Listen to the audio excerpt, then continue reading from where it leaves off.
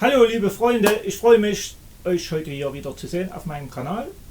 Heute geht's an den zweiten Abschnitt unserer Pilgertour. Und zwar beginnen wollen wir im altehrwürdigen Aosta. Und es geht durchs Aostatal, quer durch die Poebene bis nach Carrasco. Ganz ehrlich, meine Gefühle sind sehr widersprüchlich. Denn zum einen, das ist der Vorteil am Pilgern verteilt über die Jahre, ist die Vorfreude im Laufe des Jahres immer stärker geworden. Zum anderen, ja, ich hatte es bereits erwähnt, ich bin ein Kind des Erzgebirges, liebe Berge, liebe Wälder, und wer von euch schon mal in der Poebene gewesen ist, sie ist wirklich flach wie eine Tischtennisplatte, weit und breit, kaum Bäume, und dort sollen wir 300 Kilometer durchlaufen. Ganz ehrlich, ich hatte ein bisschen Angst davor, ob man dort in dieser endlosen Ebene nicht den Horror bekommt. Aber der eine oder andere wird sich jetzt die Frage stellen, ja mein Gott, warum läufst du denn da durch, wenn du solche Angst davor hast? Ganz einfach, wenn man nach Rom will, dann muss man einfach dort durch, und deshalb lasst uns jetzt einfach gemeinsam losgehen. Doch zunächst werfen wir einen Blick auf die Karte. In diesem Jahr soll es, wie angekündigt, von Aosta durchs Tal der Dora Baltea weit hinein in die Poebene gehen. Und so stehen wir ein Jahr nach unserem Marsch über die Alpen erneut hier am Triumphbogen des Kaisers Augustus. Vor uns die steinerne Brücke über das Flüsschen Boutier. Hinter der Brücke führt unser Weg weiter durch diesen Torbogen. Was kommt da? Der große St. Bernhard-Pass als der Kick liegt hinter uns. Wird es also nur ein Abklatsch vom letzten Jahr? Wir werden sehen. Gehen wir jetzt einfach gemeinsam los, und es ist kaum zu glauben, wir sind keine 5 Minuten unterwegs und das Jahr Zwischenraum ist überhaupt nicht mehr zu spüren. Es ist, als hätte es nie eine Pause gegeben, und das Pilgerfeeling ist wieder da, zumal die Ausschilderung des Weges vorbildlich ist. So muss man sich keine Gedanken machen und kann die Seele und alle Gefühle frei fliegen lassen. Aosta und die französischen Alpen mit dem Mont Blanc zeigen sich beim Blick zurück. Unser Bernhard-Pass liegt eher rechts von uns und ist nicht zu sehen. Dennoch, dieses Aostatal ist wunderschön, und das südliche Flair tut der Seele und allen Sinnen wahnsinnig gut. Und schon erreichen wir das Stadtende. Wie haben wir im letzten Jahr das Ortseingangsschild von Aosta ersehnt und uns gefreut? Alles ist eben relativ im Leben. Bald können wir uns über fehlende An- und Abstiege auch nicht mehr beschweren. Und an jeder Ecke gibt es anderes zu entdecken. Der Abschnitt bis an den Rand der Poebene ist ohnehin von vielen Abwechslungen gekennzeichnet. Es gibt beispielsweise wunderschöne und sehr markante Kirchen, wie zum Beispiel Saint-Christophe. Stellenweise kommen wir uns vor, als würden wir in einer Theaterloge sitzen und das Geschehen läuft zu unseren Füßen ab. Hinter Nus kommt es dann zu einer sehr interessanten Begegnung. Roberto aus Milano. Er wird für uns und die weitere gesamte Pilgertour quasi zu einem ganz wichtigen Schlüssel. Italienisch haben wir uns mühsam die ersten Brocken eingebläut, aber Konversation geht damit nicht wirklich. Roberto sieht die Sache jedoch völlig unverkrampft. Er zeigt uns praktisch, wie Italiener reden, nämlich mit Händen und Füßen, und wie gut das geht. Damit nimmt er uns eigentlich die Scheu davor, sich eventuell zu blamieren, weil der Wortschatz nicht ausreicht. Es geht also noch ganz anders. Auch wenn er es nie erfahren wird, wir werden ihm ewig dankbar sein. Die weithin sichtbare Kirche Chiesa di Dimos ist der nächste Höhepunkt. Faszinierend daran, die Wurzeln dieser Kirche gehen auf das 12. Jahrhundert zurück. Und wir entdecken dort sogar, unsere Pilgertour hat tatsächlich einen eigenen Rundfunksender, was es nicht alles gibt. Legen wir unseren Augenmerk jetzt wieder auf unseren weiteren Weg. Es ist, trotz der Hitze, ein Genuss hier zu laufen. Die alten Bergdörfer, deren Baustil für uns so fremd, dennoch unheimlich wohltuend ist. Die vielen, vielen alten Burgen, wie beispielsweise Quart, das Castel di Cenal oder die Ruine Saint-Germain.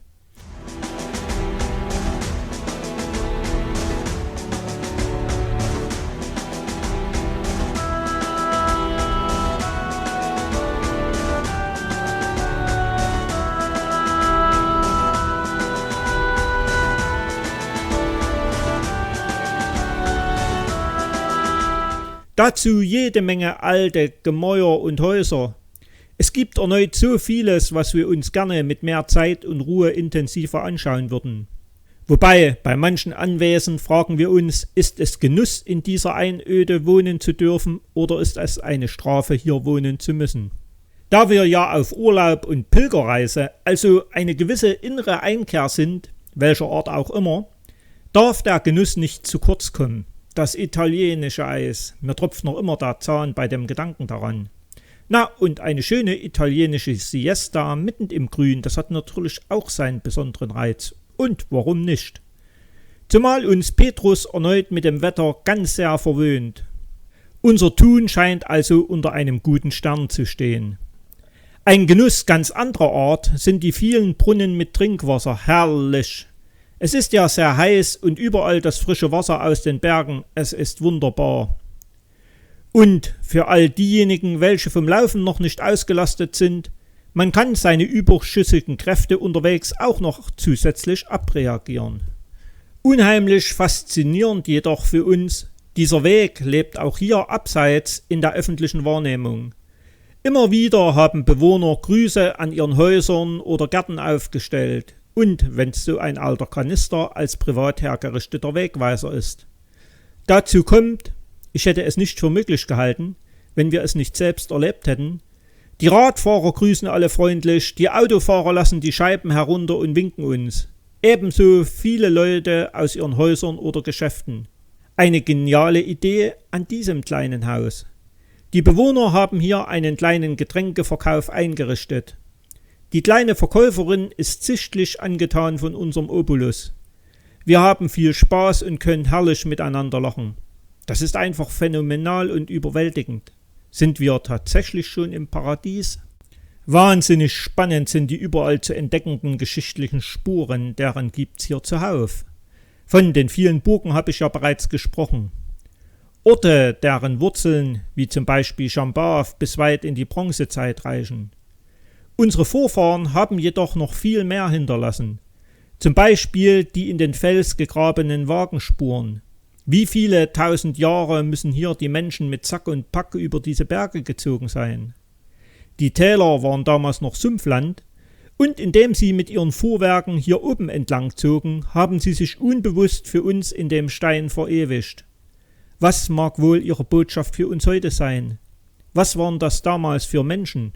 Was haben sie gedacht und empfunden? Was waren ihre Wünsche? Was glaubt ihr? Schreibt eure Gedanken bitte unten in den Kommentar hinein. Es ist interessant, sich darüber einmal auszutauschen. Oder aus der jüngeren Geschichte als Beispiel Saint-Vicente. Der Ort war einmal ein berühmter Badeort. Die mondänen Villen sind durchaus sehr beeindruckend. Wusste das jemand von euch? Hand aufs Herz. Wir kannten vorher all diese Orte nicht. Und dabei habe ich mich neben der Geschichte auch immer sehr für Geografie interessiert. Erstaunlich, was man noch alles lernen und entdecken kann. Ihr könnt es aber gerne unten in den Kommentaren einmal hineinschreiben, was ihr selbst im Aostatal kennt und was euch fasziniert. Ich bin neugierig auf eure Erfahrungen. Auf den Tagesabschnitt ab Verres möchte ich doch ein wenig näher eingehen, denn er war für uns mit jeder Menge Highlights ganz besonders gepflastert. Doch zunächst machen wir uns mit diesem weisen Spruch gut gerüstet auf den Weg. Zunächst genießen wir die gewaltige Dora Baltea heute aus der Nähe. Dann wartet mit dieser schönen alten Steinbogenbrücke das erste interessante Bauwerk auf uns. Wenige Kilometer weiter haut es uns fast um. Die imposante Festung Bard sperrt hier das komplette Tal ab. Wer Herr über diese Festung war, der war Herr über das Tal. Das wusste auch Napoleon und hat sie im Jahr 1800 sprengen und zerstören lassen. Nach ihrer Restaurierung konnte sie zum Glück im Jahr 2006 wieder geöffnet werden. Kurz vor dem Städtchen hatten wir einen kleinen Disput, welche Richtung wohl richtig wäre. Ein älterer Herr hat das registriert und uns ungefragt den Weg gewiesen. Wir waren begeistert über diese Hilfsbereitschaft. Wie zu sehen, auf der anderen Flussseite befindet sich das Örtchen Bard und ist romantische Idylle pur. Der Blick zur Festung ist überwältigend Und über beides mehr erzählen zu wollen, würde den Rahmen dieses Films dann doch völlig sprengen. So bummeln wir durch die schattigen und heute touristenfreien Altstadtgässchen, dem Ortsausgang und der Chiesa Parrocchiale dell'Assunzione di Maria entgegen. Welch beeindruckender Name für eine Kirche. Und welches Flair hat der weiterführende Weg, bis sich das Tal öffnet. Und uns bleibt noch mehr die Spucke weg. Wir erreichen den Torbogen von Donnas, römische Geschichte pur. Dieser ca. 200 Meter lange Wegabschnitt wurde extra so hoch an den Fels gelegt zum Schutz vor Hochwasser. Das muss man erstmal verdauen. Erneut stellen wir uns die schon so oft gestellte Frage: Was mögen die Menschen vor 2000 und mehr Jahren, welche sich hier für die Ewigkeit, ohne es zu wissen, ein Denkmal mittels ihrer Spuren hinterlassen haben, wohl gedacht und empfunden haben? Die alten Gassen des Ortes können sich allerdings auch sehen lassen. Sie sind ebenfalls wunderschön, gemütlich und stimmungsvoll. Die Zeit scheint förmlich stillzustehen. Allerdings an dieser Stelle für all diejenigen, welche auch auf Tour gehen möchten und diese Route probieren wollen, achtet auf die Jahreszeit, die ihr euch zum Wandern aussucht. Es wird immer wärmer, und das Mitte September. Die nächste wirkliche Attraktion ist Pont Saint-Martin. Der heilige Martin wollte hier den Fluss überqueren. Hochwasser hatte die Brücke weggespült. Der Teufel sollte eine neue Brücke über Nacht für ihn errichten. Früh stand die Brücke. Der Teufel wurde jedoch um den versprochenen Lohn betrogen. Der arme Teufel. Aber seitdem heißt der Ort Pont Saint-Martin, Brücke des heiligen Martin. Bemerkenswert. Und schon haben wir die erste italienische Region, das Aostatal, komplett durchwandert und betreten die zweite, das Piemont. Allerdings ist mein Mitpilgern wohl nicht ganz klar: Vom Weinklauen wird man nicht heilig. Es ist schon erstaunlich, wie sich im Laufe des heutigen Tages der Charakter der Landschaft spürbar verändert. An dieser Stelle ist es Zeit, eine der von euch am häufigsten gestellten Fragen zu beantworten. Nämlich, was macht den Reiz dieser über so einen langen Zeitraum führenden Wanderung aus? Es ist unter anderem der Reiz der Langsamkeit. Es fühlt sich an wie in einem Film. Ganz langsam wechseln die Bilder und man hat reichlich Zeit, diese auszukosten und langsam und gemächlich zu genießen. Manche nennen das auch Entschleunigung, und ich kann euch sagen, das hat was. Den Schlusspunkt einer an Ereignissen reichen Etappe von Verres nach Settimo Vitone setzt in Torrendale, knapp 5 Kilometer vor unserem Ziel, wieder einmal ein Italiener. Denn Ralf hat heute sichtbare Probleme mit dem Fuß.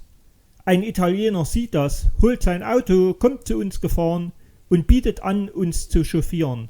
Er akzeptiert jedoch, dass wir laufen wollen, fährt aber noch eine Weile im Schritt vor uns her, um uns den Weg zu zeigen. Schade, dass wir kein Foto von ihm gemacht haben, denn für ihn war es eine Selbstverständlichkeit und einen Dank hat er abgelehnt. Wir waren wieder einmal völlig sprachlos. Der Lohn für diesen Tag: Unser Ziel ist eine Herberge im ehemaligen Kastell und es ist bisher die genialste und schönste auf der ganzen Tour.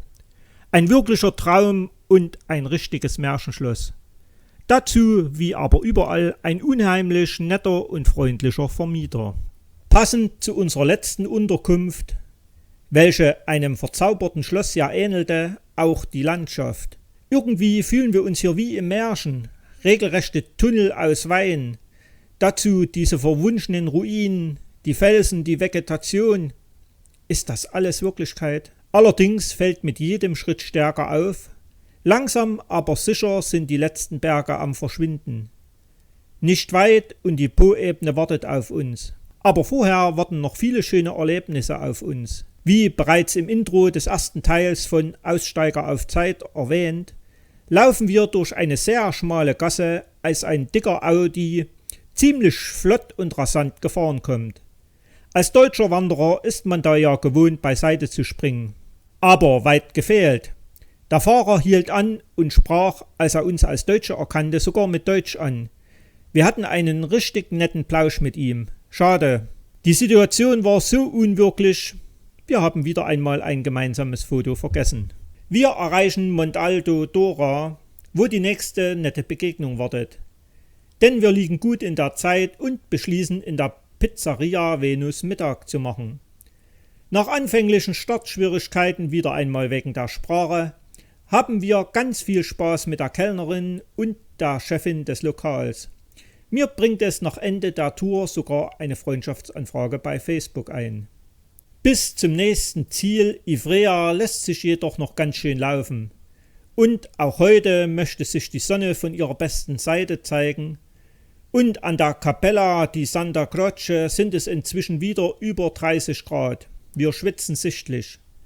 Ein älteres italienisches Paar sieht uns, kommt zu uns, erkennt in uns Ausländer und erklären ungefragt mit Händen und Füßen, dass sich hinter der Kapelle ein Trinkwasserbrunnen befindet. Einfach rührend und schön. So erreichen wir schließlich den Stadtrand von Ivrea, unserem heutigen Ziel. Und ein spannendes Schild wartet hier auf uns. Ein Weg, der weiterführen soll bis Jerusalem. Das sind ja spannende Zukunftsaussichten. Ivrea, was soll ich sagen? Wie ich bereits erwähnte, ich habe mich immer ganz sehr für Geschichte und Geografie interessiert. Den Namen dieser Stadt hatte ich jedoch nie zuvor gehört. Mich würde wirklich ganz sehr interessieren, kennt sie jemand von euch? Dabei gehört sie zu den ältesten Städten unserer Tour. Gegründet im Jahr 100 vor unserer Zeit, hat diese Stadt derart viel erlebt, alles aufzählen zu wollen, fehlt einfach Zeit und Platz hier. Eigentlich bräuchte man auch viel mehr Zeit für diese schöne Stadt, als nur diesen einen Abend. Wenn euch auch dieser Teil unseres Abenteuers Pilgern gefallen hat, dann würde ich mich über eine Bewertung freuen. Und wer meinen Kanal bisher noch nicht abonniert hat, der sollte das jetzt tun. Denn bald geht es hier weiter. Vor uns liegt die gefürchtete Po-Ebene, viele Pilger überspringen sogar diese knapp 300 Kilometer und laufen erst am Apenninrand weiter. Was also wird sie uns bringen? Bald könnt ihr es hier sehen. Bis dahin, ciao!